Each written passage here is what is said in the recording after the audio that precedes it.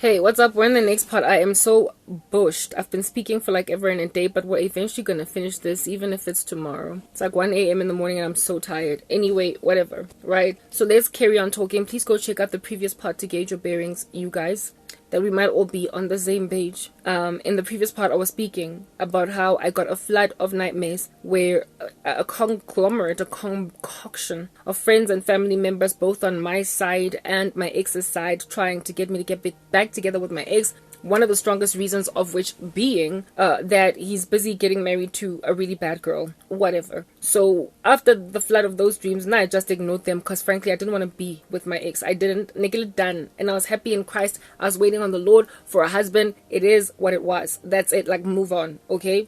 I then, time progresses, I get matured, I heal in Christ, and about 7 months into my faith with my walk with Jesus, and after my ex and I had broken up, I remember just how ugly and horrible our breakup was, right? And I was like, hey, that's not right. We were together for 5 years, and this is not normal. You don't break up with a person like that. He was a big part of your life. There are a whole bunch of photos of pretty much 5 years of your life where he is in them. You're not going to delete them because you actually lived that life. So, like, go and get closure with him and cordially break up. And on top of that, you are a gospel servant, so evangelize the guy. So I pick up the phone one day and I call him. And when he answers the phone, he's like, hello. He's like surprised I'm calling him. He's thinking I'm coming back. But no, that's not what's going on. I'm like, hi, Nancy, what's up? Look, I was wondering if you and not wondering. I was like, it would be really great for you and I to have lunch and talk because our breakup was pretty nasty. And I think we need to talk about some things to iron them out. Yeah, there's something that is on my mind that I would really like to share with you. So, do you mind if we like connect maybe sometime? He was like, yeah, okay, sure. Again, Clearwater Mall. I was like, yeah, okay, we'll meet at Clearwater at this particular restaurant. Yeah, sure, cool. Indeed, he pitches. I go, guys, I arrived there maybe like 10 minutes late and he was already sitting at the restaurant, right? He was so nervous. And I was like, hey, Batung Motona, why is he scared? I was his girlfriend. I mean, relax. It's almost as if though he was expecting the witchcraft that he had put on me to be working and for me to be like, baby, I miss you. Please come back. It's like he was a man that was just like me, kind of determined that this is done, we're finished, we're not together. Like, he was still in that mode. So I essentially got to confirm at that meeting that his family members just wanted me to bug him, literally, because he was not trying to call me. Onale decided, Liena. I meet him and I'm like, hey, what's up? Long story short, not going to give you the full details of that conversation. Before I even went to meet him, I had purchased him some literature, Christian literature, because I'm saved now, so I'm going to try to evangelize the brother. That's what's good. I'm going to try to get him to know Jesus. That's what's good. Anyway, y'all, so I bought him some Christian literature and then we have that meeting and long story short, I said to him, look, we broke up horribly and I just wanted to chat since you and I were together for 5 years. I think it's responsible for us to like iron issues out, iron matters out, and say goodbye properly without the nasty. So if one day in the future we bump into each other at the mall, we will greet instead of passing each other with shade, spitting on the floor and everything. And that's when Aputulucha, he literally relaxed when I told him that I'm there to get closure. He thought I was there to beg him to come back. And he was scared. And the reason why he was nervous was because he was scared that he was going to have to tell me no. Seriously, dude? Seriously? Anyway, yeah, no. Witchcraft when it is in operation. Moving on. So he was looking really good. Like, I told you, wardrobe haul. He was already doing well now in life. And he was like, I'm going to do a new thing out here in these streets. I don't need you, Garabo. I don't even know if he was with somebody or if he was single or what. I could not care less. I didn't ask him. I don't want to know. But then as I was gesturing at this meeting, I'd already purchased this ring. Inside it's inscribed wed to Christ. It's a Christian ring, essentially, right? And I've already communicated that to you guys before. I was gesturing, flailing the hand around as I'm gesturing. And what's happening back there? And he looks at this ring. And guys, with so much attitude and so much anger in his eyes, like fury. He's like, what's that? Like, what's that? King. And I'm like, what are you talking about? He's like, what's that? That ring. I was like, oh, this? I don't even know why I responded like that because I didn't owe him that explanation. I proper didn't. I'll be back.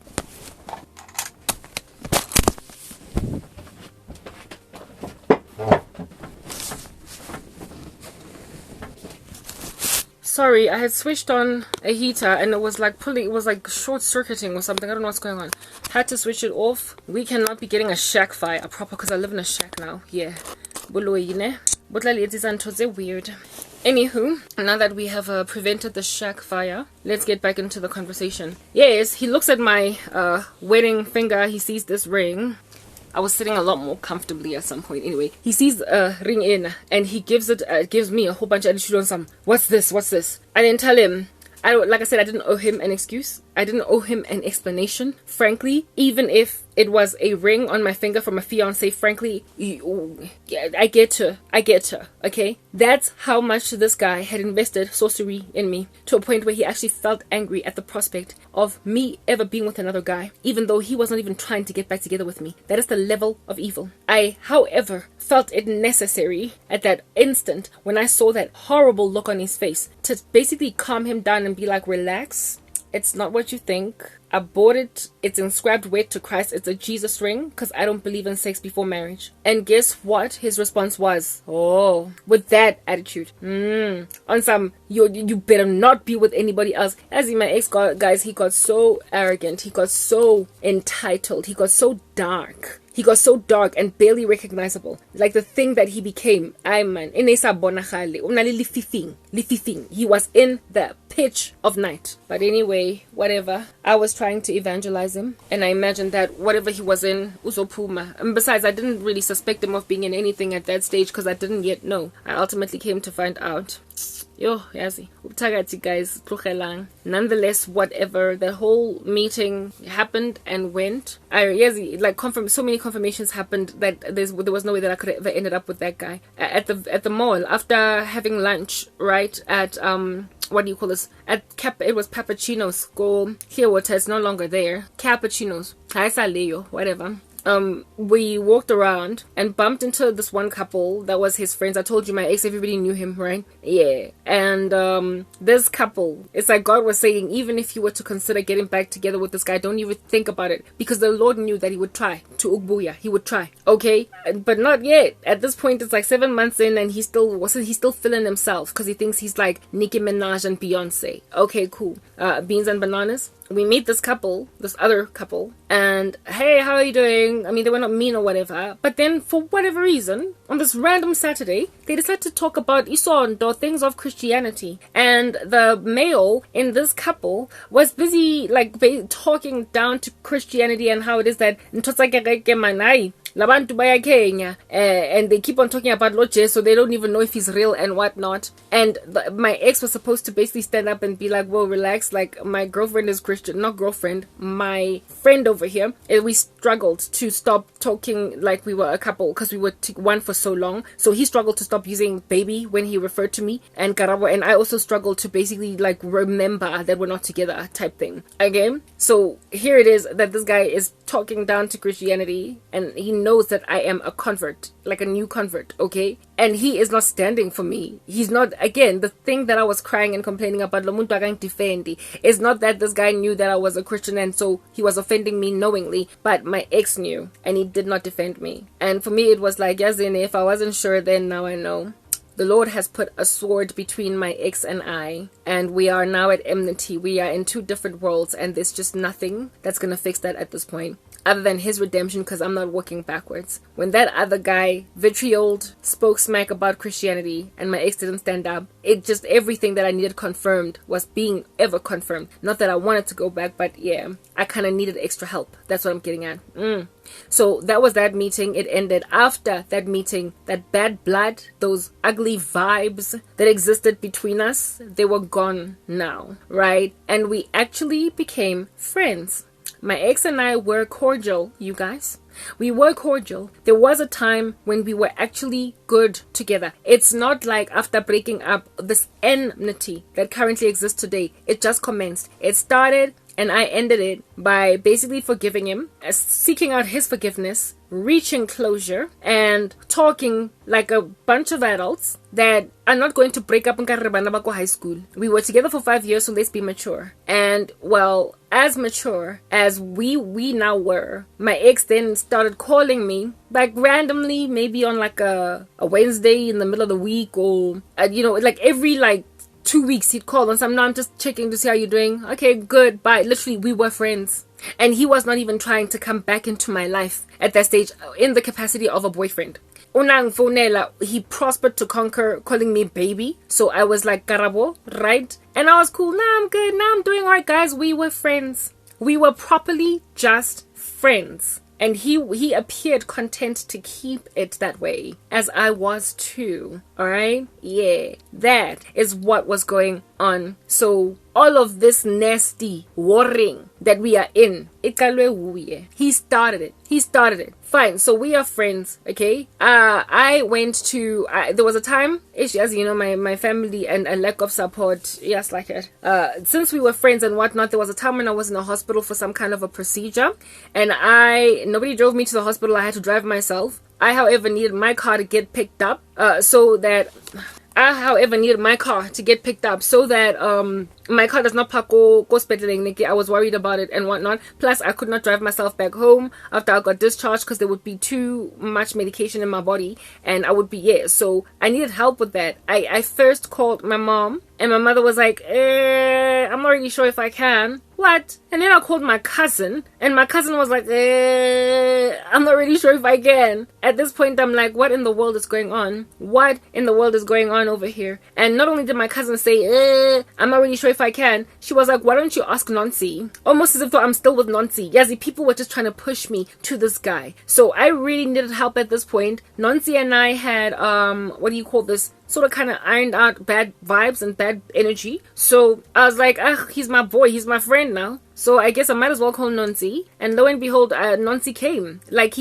He left his car, and took a taxi, public transport, because he would have to drive my car back, right? He drove it back go Habona. He would then pick me up from the hospital. The next day, on the day when I got discharged, basically, I would be there for 2 days, right? And discharged on the second day type setup thing. Not only did Nancy come before my procedure, he came with flowers and everything, like he was my boyfriend. After the procedure, as I was recovering, he was the only visitor that I had the whole time. Yazi family, guys, as I want to, abatembeki man. Why he was the only visitor I had the whole time. I told you he was a decent guy, but however, he was taken by Usachan. Anyway, he was the only visitor, and his personality was like still there. Like now he was busy making jokes with the nurses and what have you about Sechisa, and they kept on being like, "Hey, yeah, boyfriend, yeah, come on, nice, suga.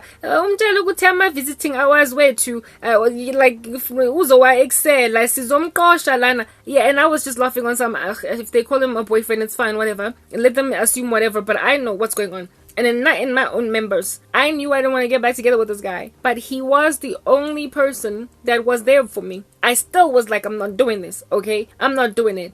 Type establishment thing, whatever, cool. On the day then of my discharge, he was there right on time, drove me, what do you call this, home, took my car, because I was recovering right at home for like the whole week thereafter. He took my car home, go Habona, again, because I knew that he was gonna come back, he was going to come back the next day to drop off my car, and then he was gonna go back. Once I was recovered, once I was okay to drive, I was then gonna drive him back home to drop him off. So essentially for a few days, my car was parked in Kohabona, in which time his family got excited that we're getting back together. And I found this out because I had this cousin who was a friend of his sister's, and she came back to me and she was like, Karabo, are you and Nancy getting back together? I'm like, no girl, we're not. Why? No, it's just that Nancy's sister told me that your car was parked there and they were getting all excited that you guys are getting back together. I was like, no, I was in hospital and you little buggers didn't even come and visit me. But anyway, I was in hospital and he was the only person that was, I guess, available to help me out with like that particular, like those hospital issues. And she was like, oh, okay, hish. Anyway, Kazi, how are you? Yeah, okay, moving on. Right, so his family got excited because my car was parked, but like I was not trying to get back together with him type thing. But during that time,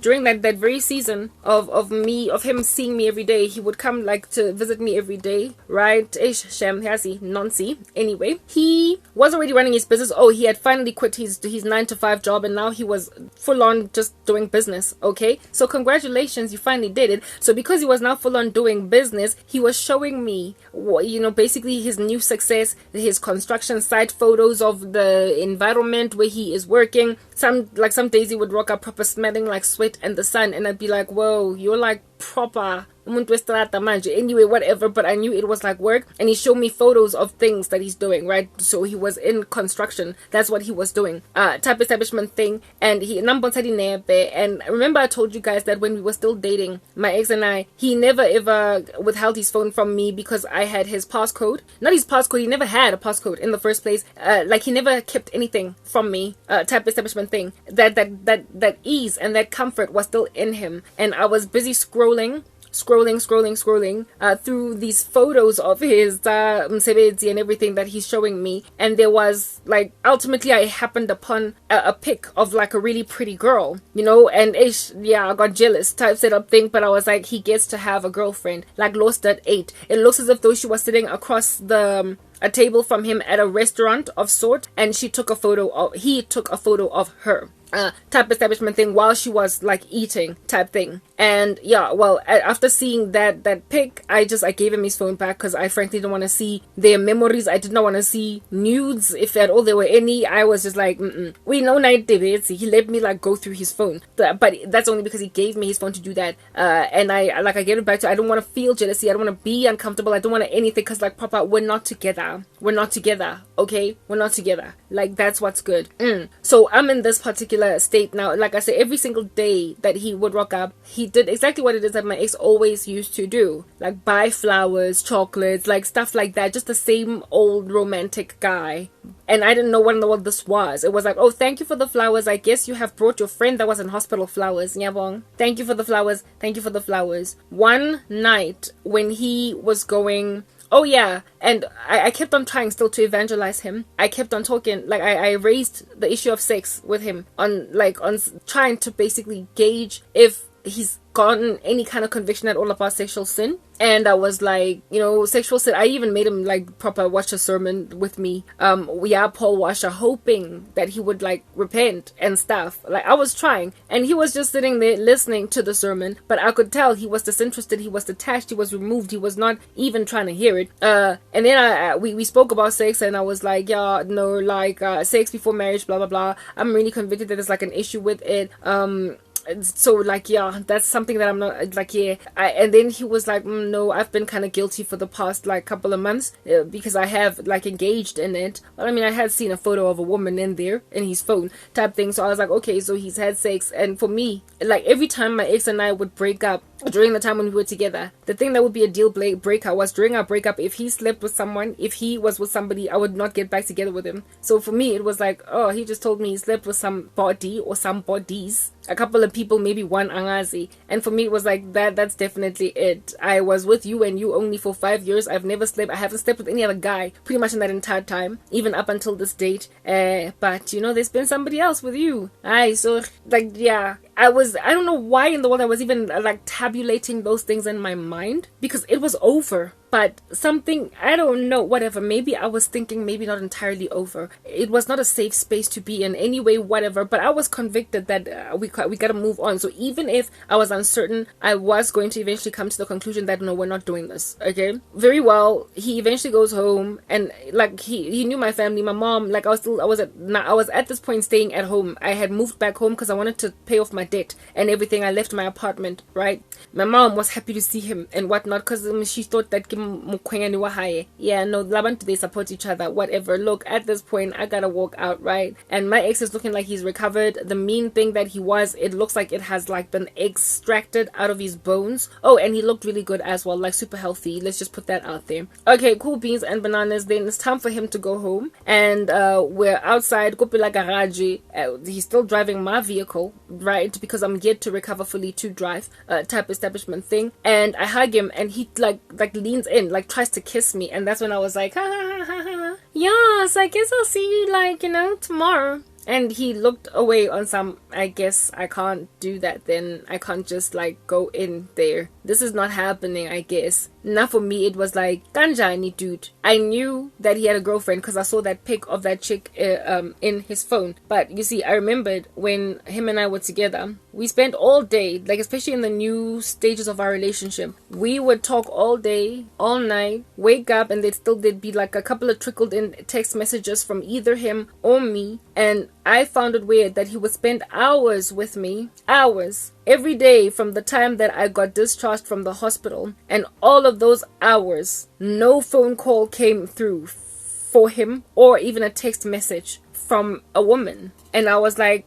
how in the world do you go hours without contacting your girlfriend? How in the world do you go hours without talking? Is it a girlfriend, or is it a one night stand, or is it just a photo of some chick that is not even your girl? Angazi. But for me, I was like, this man, if he is in a relationship, whatever he has is empty in comparison to what we had. It's empty. Maybe he had a woman that he wanted to pretty much repeat what he had with me with, but she was like, you call too much. I'm busy. I'll see you. You text too much. Yeah, like what I wanted, all of that attention, maybe she didn't want it. And so hours would go. Annalyn, phone is right there and it's not ringing except for one of these guys maybe calling or and I was like, whoa, it's very quiet in your land these days. I suspect that maybe it got to him.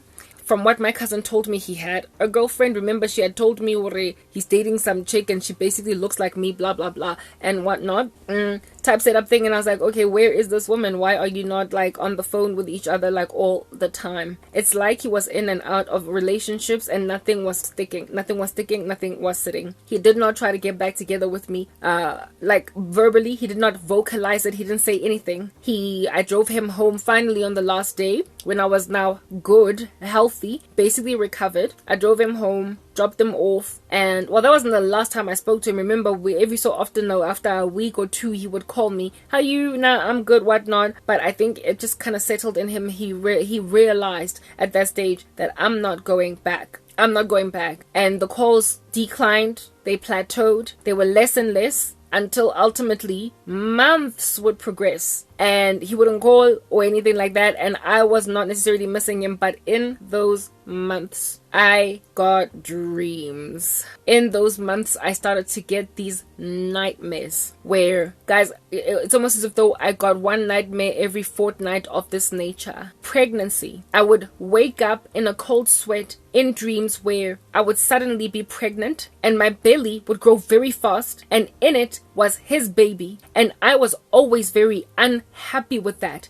because in my mind, in my dream, I was thinking, I don't want this man's baby. I'm waiting on God for a husband and I don't want to be stranded with him. I got these dreams repetitively for something like 2 to 3 months where I just kept on falling pregnant. I was pregnant and the baby was always his and the stomach was always growing at a stupid rate. Yeah, goodness gracious. I didn't know it was witchcraft. He was trying to now come back. That was bring back lost lover. That was him. Remember I told you guys that I had a friend who fell into the trap of a guy that she wanted to leave. But then he made her fall pregnant, even though she was on the pill. But strangely, she fell pregnant. That particular part, I used Romans 9 to define Jacob I have loved, yet Esau I have hated. God will have mercy on whomever he will have mercy.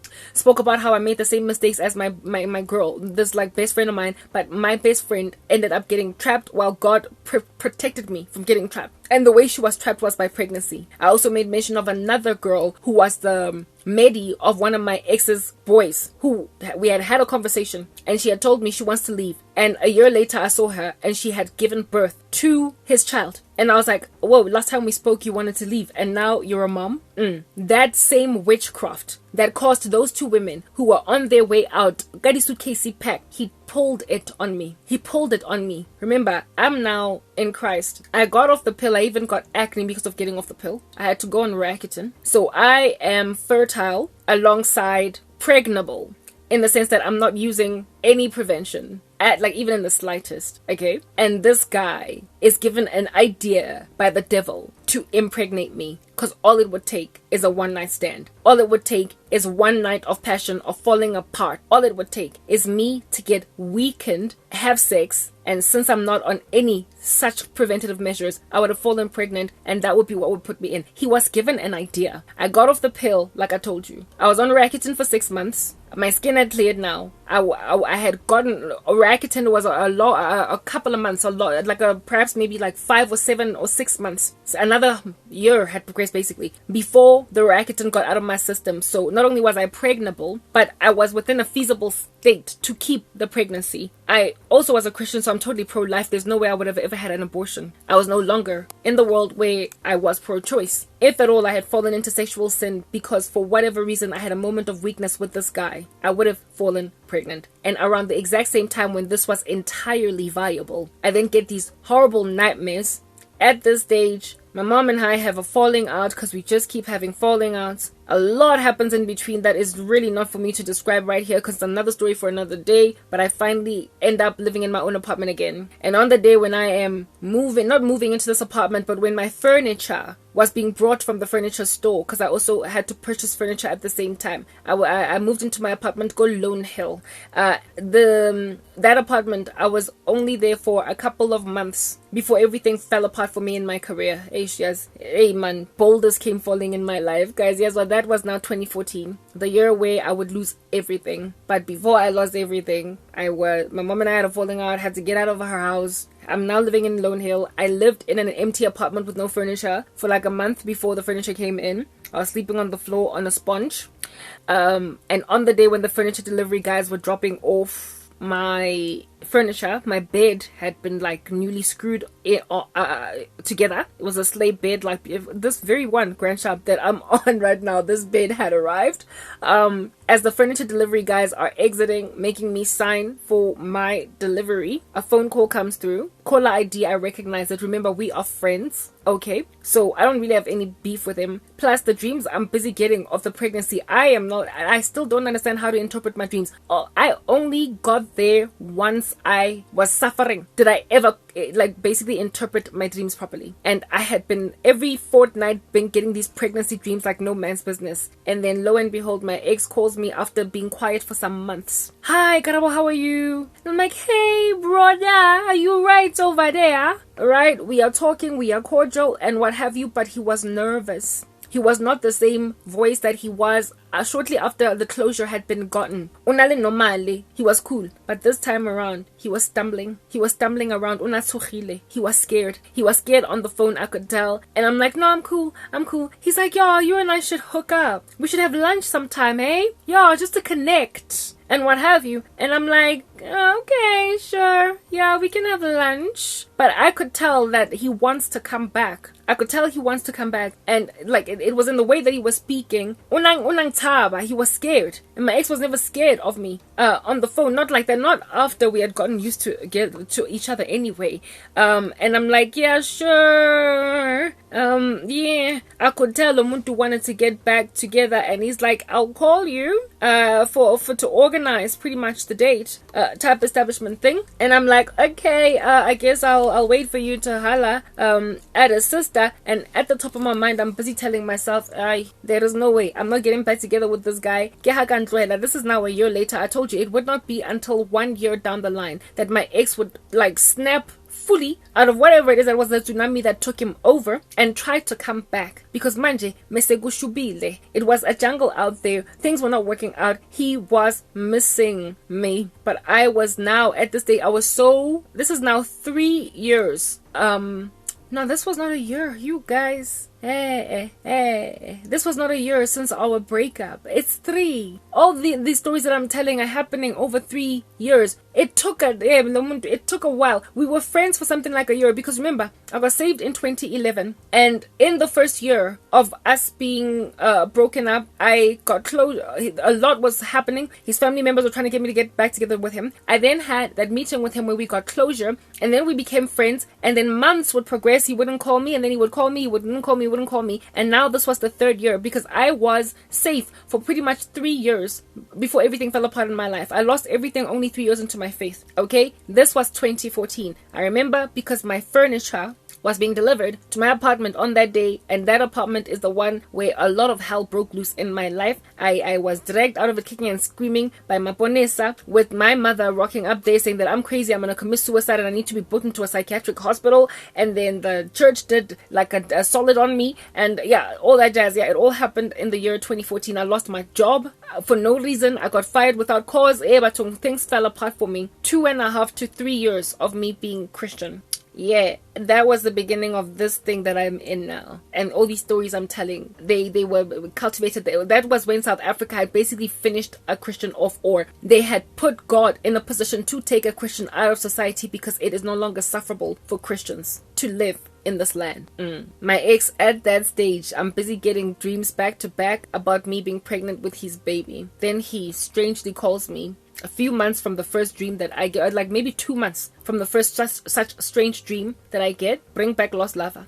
On the phone, he's all nervous, he's trepidatious, and I'm talking to him on some, okay, I guess we can have lunch, but I can tell Lomuntu wants to come back into my life because time has progressed and he has tried the market. And just like that conversation we had some time ago where we both were like, it doesn't make sense for us to not be together, it's a jungle out there. Well, he had come to learn that it's a jungle out there. He had had a pretty hard time with some pretty bad women in the world. He was likely in and out of relationships, or he did not get what he wanted out of those relationships. He had had sex in and out of random females, and now he was like, I want Karabo back, and I'm gonna get it back by any means necessary. First he uses witchcraft, and then he calls me. Yo, I'm like, sharp, we'll meet. If you like, call me, maybe one day we'll have lunch. Sharp. I get my furniture in my apartment. Time progresses. He doesn't call. Utugile. The Lord, we arrested this guy. Ohanne. Mudimu Ohanne. What do you understand? Ohanne. Ganna. I believe what my ex wanted to do, but for whatever reason he couldn't do it, was catch me in a moment of weakness. And then we fall. Decide like that, nah, we're not gonna do this. And then I come back 2 months later. Nyang pregnant. Nyang pregnant. Nyang pregnant. Come back 2 months later, I'm pregnant. I'm pregnant. I guess, this is life. Pregnancy happens. Yeah. And then because now I'm pregnant, I guess we might as well I guess we might as well now get married. Shape Pinaya, Drake, Beyonce. Let's stop holding back like this and let's get carried away. We should get married. We should get married. Kona jwanong abuti so watla o propose lenyalo ka nnete. Singeditse 5 years kaofela. I'm born again now. Now only want to propose marriage. 5 years okay, you wasted. At this stage, my ex hasn't got a kid. I don't have a kid. There is more or less a clean slate for both of us, but I'm saved and he's lost. And that on its own was enough for me to be like, we are not doing this. Especially considering you don't want my God. Lo and behold, only like a month and a half from that date when he calls me and tells me we should get married. Well, not we should get married, but we should hook up so we can make you pregnant, so we can get married. Basically, the effection of that very strategy of making me pregnant, since I am pregnable at this point, everything in my life starts to fall apart. Sabotage in the office. Suspension without cause. Sitting at home gathering dust doing nothing. After I get that phone call and after I get those dreams of being pregnant. Guys, he picked up in my tone on the phone that I was not interested in getting back together. And so he was like, basically, whatever, Karaboche, I'm gonna tip you like a domino. Everything of mine fell apart. Guys, I lost thing after thing after thing in succession, Lankutwa. Thing after thing after thing in succession. It's like he was so mad. Yazi, whatever my ex joined, whatever he joined, you guys, azang wawang phone futi again after that, he could pick up me of ibato. It wasn't amateur. The thing that he did was not amateur. It wasn't. I've seen amateur witchcraft with a guy trying to like mess with my career. That random bafunoko MTN that I did it for 2 months, that was amateur. What my ex was involved in was a cult that he was, I believe, inducted into by one of his boys.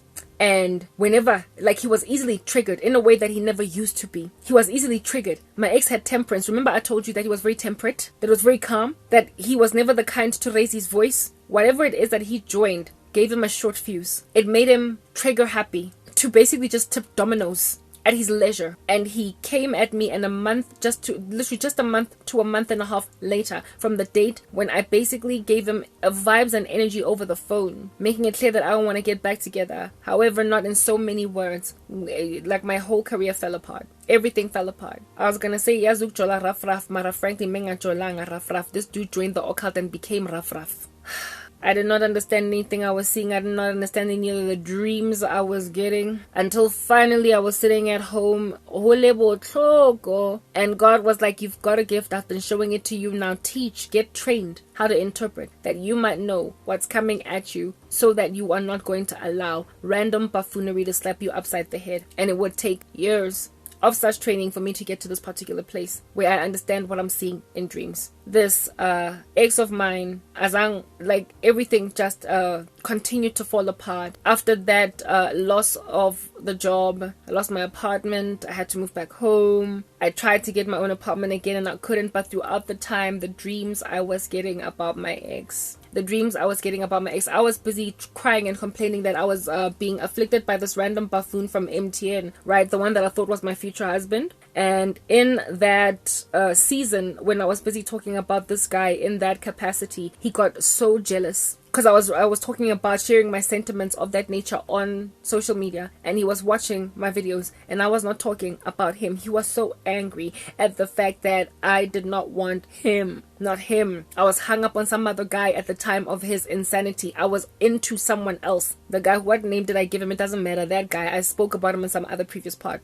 He deserves his own segment. I'm not going to labor on that particular story. Nonetheless, that whole situation, as it was unfolding, he got angrier and angrier, and I got a dream of him imagining himself, since he was busy afflicting me with stalking that other guy, right? Hey, but some guys have been through so much here. I got a dream of him imagining himself like, is it Morris Chestnut? Yes, in the movie The Perfect Guy. You know how Morris Chestnut is the sober ex-boyfriend of son and Nathan, and then Michael Ealy is the freak that is hiding underneath the bed type thing. Yeah. I got like a whole bunch of dreams where my ex was trying to depict himself as a sober ex-boyfriend while I'm busy spazzing over some like freak that is an occult buffoon, when in and of himself he was an occult buffoon. But he wanted to give himself the veil of looking like the sober ex that I should call to come and rescue me, because some other freak is in my bed lurking, trying to kill me, that I only knew for 5 seconds. I understood my dreams at that time. I was rightly dividing them. I was rightly interpreting them. So I was getting increasingly irritated with the witchcraft of my ex-boyfriend.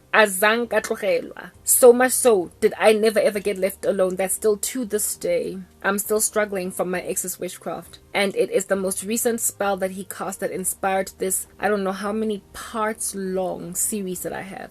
I am under a severity of demonic abuse and attack right now because I recently have been getting dreams of my ex in an extremely licentious capacity. Odd am I finding it, because in these dreams, and it's not just recent, but by recent I mean couple of months, the past 2 months, back to back, ntse ke lo reka my ex. And then the dreams that I get whenever people are doing witchcraft on me, they are not in prospect or retrospect. They don't happen. A person does not cast a spell and then I only dream about it in 5 months. They cast a spell and I dream about it same night or night after. It's immediate. Spiritually, I am shown what happens because the demons go to work straight away. So if I'm getting a dream about you that I understand to be witchcraft, you are currently busy. And my ex is currently very, very, very busy. I have been writing them off, brushing them off, because for the life of me, I cannot fathom what does he think exactly is going to happen at this particular point, given that I am this far gone in my agitation, irritation, and enmity with him. What does he hope to achieve with this new batch of sorcery? That then brings me to the next point: the insanity, the psychosis that ultimately becomes the daily bread of people involved in the occult is such that they keep trying over and over and over again. I just come from doing a series talking about a guy in the US that I have told to leave me alone, bugger off, and he keeps on going back to the drawing board to fetch witchcraft. It's like they are urinating on me like animals marking their territory. I am being fought for by a whole bunch of men that lost me, and they want to come back. I not only recently have had my ex come back, so too did the guy that I thought was my future husband coming back. So basically, I have had the Morris Chestnuts, not the Michael Ely, recent dreams about them, and the random freak from the US was stalker that I did a series about. All of them, it's a barrage. They're coming at me. My ex's rearing back of the ugly head of his sorcery commenced about 2 to 3 months ago, and it's been back to back slapping me. And my thing that I'm asking is, Tola guy, where is he looking for me? Is he reading my blog? Is he in my YouTube channel? Is he on my Facebook? It doesn't matter where he is at or where he is looking at me, but what ought to be understood is that he is looking at me. I imagine it is very highly likely my blog and my YouTube channel, because that is the link that everybody that initially was looking at me fall and break my teeth after what happened to me at MTN happened. That's what they have, and my blog has never changed URL, and neither has my YouTube channel ever changed URL. It's the same YouTube channel I had all those years ago. So basically, occult practitioners keep on coming back and checking up on me. What this ex-boyfriend of mine does not realize is that the handling of his person and the issuing of a judgment on him is frankly imminent in the absence of repentance. And I'm going to explain to you what happened to bring my ex to a place of like basic insanity now, and severe regret. However, upon observing the fact that I appear to not be getting my life back together, hope in him. How it even commenced. It commenced with the fact that he decided to marry the Jezebel that was the bane of my existence in our relationship, that he told me he was in love with at some point, abandoned her because I was complaining that she was the bane of my existence, and the separation between us in the years that progressed caused him to reconcile with that chick. And now that he was making money, she wanted him, and then he went on right ahead to marry her, and now namhlanje she is rottenness in his bones, and he wants to come back and see if he can fix my life to a certain extent and make amends so that he does not have to spend the rest of his life in regret. This whole thing is like a big fat like chunky circle that keeps on revolving, and the same mistakes are repeated over and over again, not just by my ex, but a myriad of men who, one, passed me up, two, even if they did not pass me up, but they made some strange decisions now all of a sudden, having never known me, because they're tired of Jezebel women. And I'm trying to tell women, this is what inevitably happens. In fighting in a cockpit with other women is only hurting you in the end. You are the collateral damage. That Jezebel is the collateral damage now of priding herself in finally getting the ring, because now her man won't leave me alone. Now her man, and he is vacillating between bring back lost lover and let her die. Bring back lost lover and let her die. And he's not the only one. I will do the next part tomorrow because frankly I'm exhausted.